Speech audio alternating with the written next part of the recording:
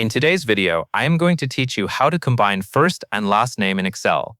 We will combine text from two separate cells into one cell using a simple formula.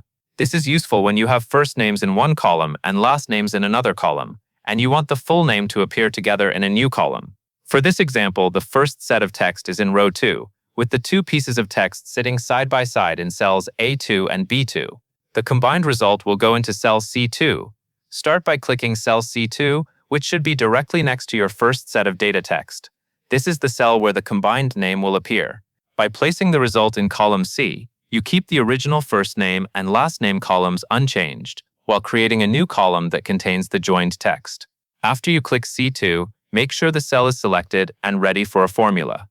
Now move your attention to the formula bar at the top of Excel. This is where you can type the formula that tells Excel how to combine the two text values. Type the following formula exactly as shown. Equals textjoin, open parenthesis, quotation mark, space, quotation mark, comma, true, comma, a 2:B2, close parenthesis. The full formula should look like this. Equal sign textjoin, area A2B2. This formula uses textjoin to bring together the text from cells A2 through B2. The space inside the quotation marks tells Excel to place a space between the two text items. That way the first and last name do not run together. The true part tells Excel to ignore empty cells if there are any, which helps keep the result clean. Once the formula is typed into the formula bar, press Enter on your keyboard. Excel will calculate the formula and show the combined text in cell C2. You should now see the first and last name displayed together in one cell, separated by a space. This confirms that the formula is working correctly for the first row of data.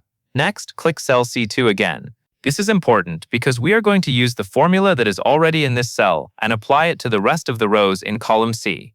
When cell C2 is selected, you should see a border around it. Look closely at the bottom right corner of the selected cell. This corner is where Excel gives you access to the fill handle, which is used to copy formulas quickly.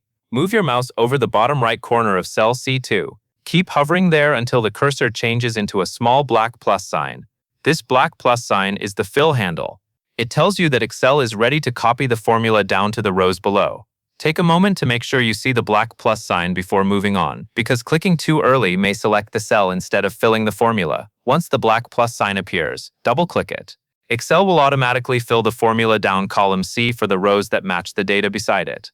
This means each row will combine the text from columns A and B into the corresponding cell in column C.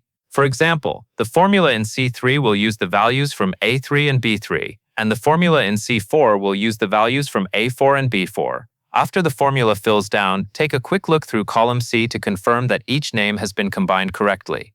You should see the first and last names joined together with a space between them.